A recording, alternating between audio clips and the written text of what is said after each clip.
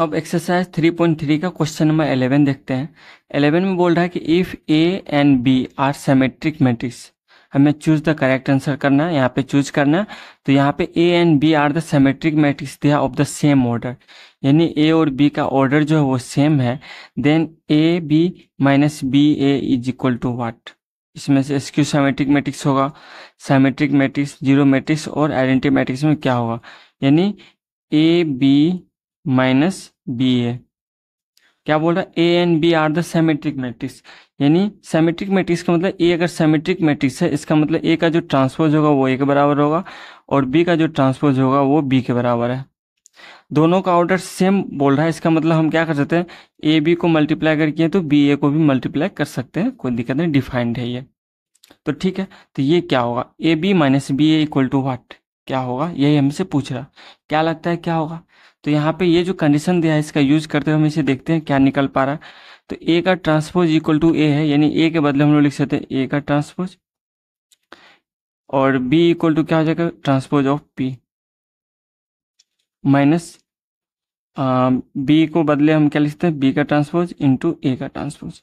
अच्छा, एक चीज और हमें पता रहना चाहिए, ए बी का जो ट्रांसपोज होता है वो equal to transpose of B into A का ट्रांसपोज, ये चीज हमें पता रहना चाहिए, ये चीज। दूसरा, ए प्लस बी का जो ट्रांसपोज होता है वो इक्वल टू होता है ए का ट्रांसपोज प्लस बी का ट्रांसपोज, और ए माइनस बी का जो ट्रांसपोज होता है वो भी इक्वल टू होता है transpose of A minus B का ट्रांसपोज, ये चीज हमें पता रहना चाहिए।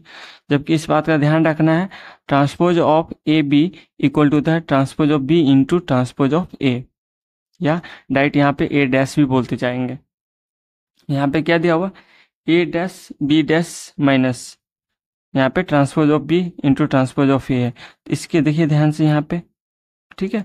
अगर ट्रांसपोज, यानी कुल मिलाकर हम यहाँ पे ये भी बोल सकते हैं, अगर ए का ट्रांसपोज इंटू बी का ट्रांसपोज है तो ये क्या हो जाएगा, बी ए का ट्रांसपोज हो जाएगा, ठीक है। यहाँ पे इसके बदले हम लोग लिख सकते हैं क्या, बी ए का ट्रांसपोज माइनस, इसके बदले क्या लिख सकते हैं, ए बी का ट्रांसपोज, ठीक है, ये लिख सकते हैं। अब देखिए ध्यान से, क्योंकि हमने यहाँ पे बोला कि ए माइनस बी का जो ट्रांसपोज होता है वो इक्वल टू क्या होता है, transpose of A minus B का ट्रांसपोज। तो ये अगर है एक यूनिट, एक मैट्रिक्स ये है, दूसरा मैट्रिक्स ये है, तो इसके बदले हम लोग क्या लिख सकते हैं, इसको लिख सकते हैं B A minus A B का होल ट्रांसपोज, लिख सकते हैं यहाँ पे, ठीक है। अब आगे देखते हैं, यानी यही हम आगे बढ़ा रहे हैं, यानी किसके बराबर, ए बी माइनस बी ए को बढ़ा रहे हैं आगे। कंक्लूजन क्या निकालते हैं वो देखते हैं ध्यान से। यहाँ पे हम क्या कर सकते हैं, यहाँ भी क्या है, बी ए है, बी ए है, ए बी इधर, इधर हम माइनस ले सकते हैं, माइनस ले लेंगे तो क्या हो जाएगा, ये हो जाएगा ए बी माइनस बी ए, इसका क्या हो जाएगा, ट्रांसपोज हो जाएगा। तो कुल मिला के हम यहाँ पे इसको माइनस को उधर ले जाएंगे तो ये क्या हो जाएगा, यानी ए बी माइनस बी ए, ये इधर आ गया, इक्वल टू क्या हो जाएगा, ये हो जाएगा ए बी माइनस बी ए का ट्रांसपोज। और एक चीज ध्यान रखना है कि ए मैट्रिक्स को स्क्यू सिमेट्रिक मैट्रिक्स तब बोलेंगे जब ए का ट्रांसपोज इक्वल टू माइनस एक के बराबर हो जाएगा।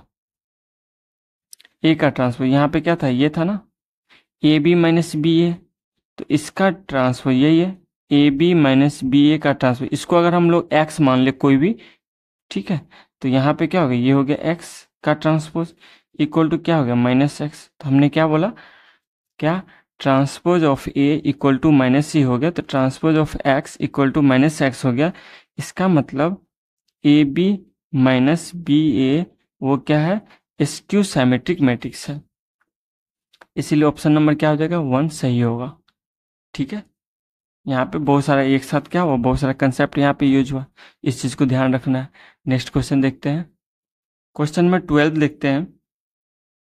12 में बोल रहा है if A equal to, matrix A दिया हुआ है and A plus transpose of A equal to I दिया हुआ है। तो यहाँ पे देखते हैं जो दिया हुआ condition, A plus transpose of A equal to क्या है, आई है।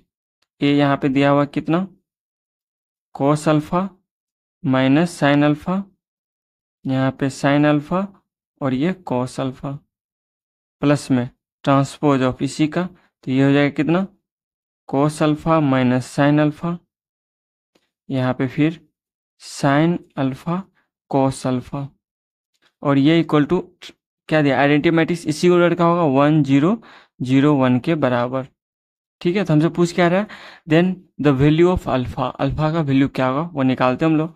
इस दोनों को जब ऐड करेंगे तो क्या हो जाएगा, cos alpha plus cos alpha कितना हो जाएगा, 2 कोस अल्फा, फिर इस दोनों को ऐड करेंगे तो ये तो 0 हो जा रहा है, ये भी 0, और ये कितना 2 कोस अल्फा इक्वल टू कितना 1 0 0 1। दिस इम्प्लाइज डैट कि 2 कॉस अल्फा जो होगा वो 1 के बराबर होगा। This means cos alpha is equal to 1/2, और अल्फा का वैल्यू क्या होगा, अल्फा इज इक्वल टू π/3 ना, π/3। ठीक है, तो यहाँ से मेरा जो ऑप्शन हो जाएगा वो क्या हो जाएगा, बी ऑप्शन हो जाएगा। ठीक है, यही था लास्ट क्वेश्चन। ओके।